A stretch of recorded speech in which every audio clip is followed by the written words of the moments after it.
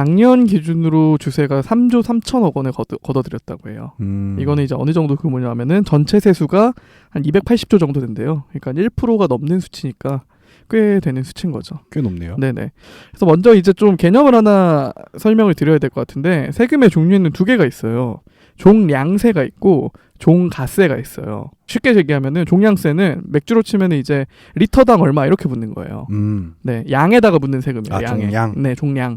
종가세는 가격에 붙는 세금인 거예요. 그러니까 이제 뭐 3,000원짜리에 뭐 몇 프로가 붙는다. 지금은 우리나라 같은 경우에는 종가세고요. 이거를 먼저 기억을 해주시면 좋을 것 같아요. 우리나라의 현재 주세 체제는 종가세다. 가격에 붙는 세금이다. 라고 생각을 하시면 될 것 같아요. 그래서 일단 세금이 어떻게 붙는지 말씀드리자면은 법조문을 제가 좀 읽어봤어요. 뭐 일단 수를 구분을 합니다. 법에서는. 첫 번째 주정. 주정은 어떤 거라고 생각하시면 되냐면 소주의 원료가 되는 그 순수한 알코올이라고 생각을 하시면 될 것 같아요. 주정이 있고 두 번째는 발효주. 발효주에는 구체적으로는 탁주, 뭐 약주, 청주, 맥주도 발효주에 들어갑니다. 과실주 이런 것들이 있고요. 그리고 다음으로는 증류주, 소주와 뭐 위스키, 브랜디, 뭐 리큐르 이런 게 다 증류주로 들어가고 마지막으로 기타 주류가 있습니다. 주정은 특이하게 그 종량세로 붙여요. 주정만. 아까는 종가세라고 말씀드렸잖아요. 네. 주정은 1000리터당 57,000원밖에 안 붙어요. 이거는 어차피 원료가 되는 술이고 소주에서 또 붙이기 때문에 주정 자체는 세금이 굉장히 낮습니다. 탁주가 세금이 가장 낮아요. 탁주는 흔히 생각하면 이제 막걸리라고 생각하시면 될 것 같고 막걸리나 동동주 뭐 이런 네네네. 5%입니다. 5%. 오. 지금 슈퍼 가셔가지고 막걸리를 사시면 막걸리가 사실 제일 싸요. 양에 비해서. 맞아요. 네, 막걸리는 뭐 한 병에 1,000몇백 원이면 살 수 있거든요. 750ml를. 그러니까 이게 아무래도 주세가 낮기 때문에 뭐 벌어지는 현상이라고 생각하시면 될 것 같습니다. 그리고 다음에 이제 약주. 뭐 이제 백세주 같은 거 생각하시면 될 것 같아요. 약주, 청주, 뭐 청아 같은 거. 그리고 과실주. 과실주는 뭐 와인도 과실주에 속한다고 생각하시면 될 것 같고 네. 이거는 30% 붙습니다. 30%. 오. 네. 이제 조금씩 올라가죠. 그 다음에 이제 모든 증류주, 소주도 여기에 포함이 돼요. 네. 소주, 맥주는 72%나 붙어요. 소주가 의외로 세금이 많이 붙더라고요. 그러니까 소주가 참이슬 같은 경우에 출고가가 네. 지금 1,080원이에요. 네. 근데 이 출고가라는 건 다 세금이 포함된 다음에 이제 제조사에서 공급하는 가격이거든요. 네. 근데 그러니까 제조 원가는 사실 4,500원 정도밖에 안 돼요. 오. 근데 여기에 이제 말씀드렸듯이 주세 72%가 붙고 뭐 교육세가 여기에 30%가 더 붙어요. 뭐 그런 식으로 하면은 이제 출고가는 1,081원까지 되는 거죠. 오. 그러니까 거의 2배가 되는 거예요. 제조 원가에 비해서. 그리고 여기서 전통주 같은 경우에는 50% 세금의 감면 혜택이 있습니다. 좋네요. 네, 전통주는 이제 법에서 또 규정을 하고 있는데 뭐 무형문화재가 만드는 술이거나 혹은 뭐 그 지역에서 나는 뭐 농산물을 이용해서 빚는 술이다. 뭐 그런 식으로 이제 그 규정을 하고 있습니다. 법에서. 그래서 말씀드렸듯이 이렇게 가격에 붙는 종가세라고 말씀드렸잖아요. 이 사실 종가세가 우리나라 술 맛을 떨어뜨리는 원인이 되었다는 비판도 꽤 있어요. 이게 왜 그러냐 하면은 술을 만들 때 제조 원가가 올라가면 올라갈수록 가격에 붙는 세금이니까 그러네요. 네, 가격이 올라갈수록 세금도 더 많이 붙는 거예요.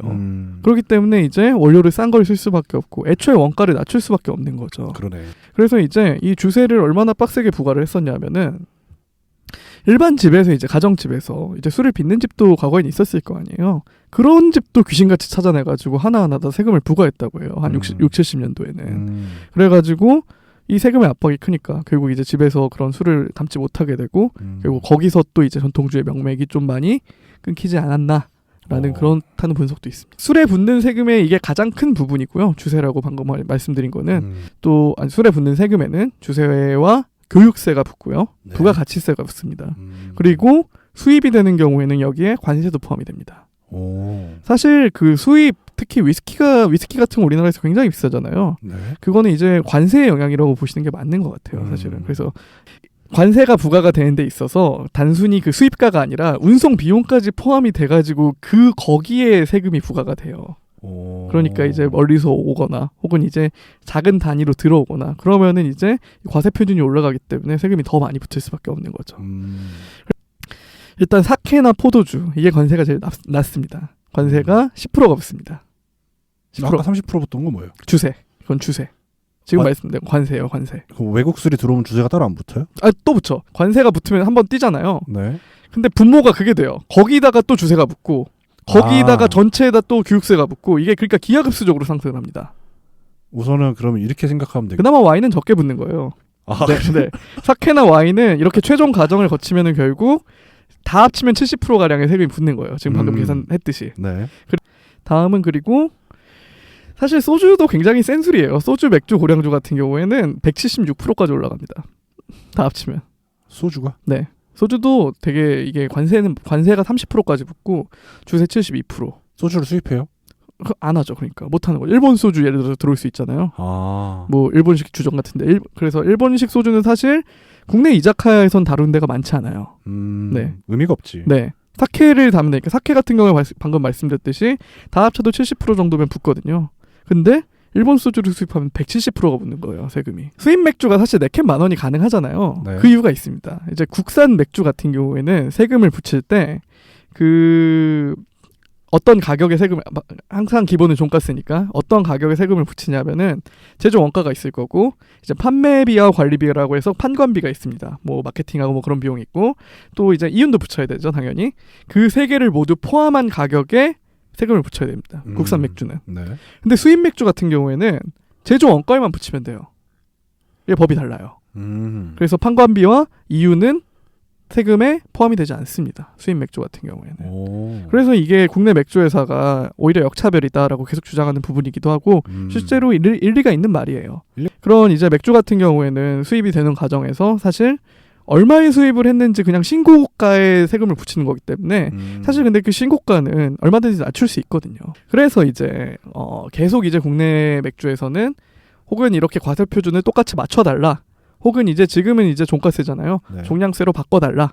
그런 움직임을 계속 하고 있고 실제로 맥주와 탁주에 대해서는 내년부터 아마 종량세로 전환될 움직임을 보이고 있다고 해요. 그렇죠. 맥주부터 이렇게 좀 바꿔보자 하면서 이제 하고 있는데 사실 이게 처음에는 국산 맥주에 유리하다라는 게 정설이었는데 좀 더 연구원에서 구체적으로 연구를 해보니까 국산 맥주 같은 경우에는 이제 1.5% 세부담이 감소를 한다고 해요. 이건 확실합니다. 근데 수입 맥주 같은 경우에는 브랜드별로 다르다고 해요. 근데 기네스 같은 경우가 지금 대표적으로 지금 맥주 중에서는 수입 맥주 중에서는 세금을 많이 내고 있는 원가가 세기 때문에 많이 내고 있는 그런 제품인데 기네스 같은 경우에는 이렇게 오히려 종량세로 바꾸게 되면 또 세부담이 확 내려간다고 해요. 그래서 한 작년쯤에 기사 중에는 이제는 오히려 이렇게 바뀌면은 수입 맥주 6캔에 10,000원도 가능해진다.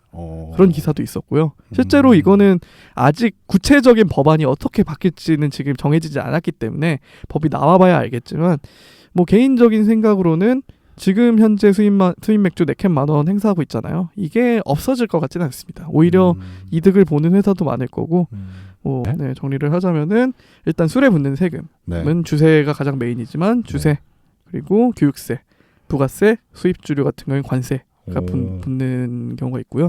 그리고 이제 말씀드렸듯이 소주나 맥주 같은 경우에는 72% 주세가 붙어서 꽤 높고요. 위스키도 마찬가지로 72%입니다. 그리고 탁주, 막걸리류는 5%로 가장 낮은 세금이기 때문에 저희가 막걸리를 싸게 마실 수 있는 거고요. 말씀드렸듯이 우리나라 주세의 기본은 종가세지만 지금 이제 맥주나 탁주 같은 경우에는 종량세로 바꾸려는 움직임을 보이고 있다는 거 아시면 좋을 것 같습니다.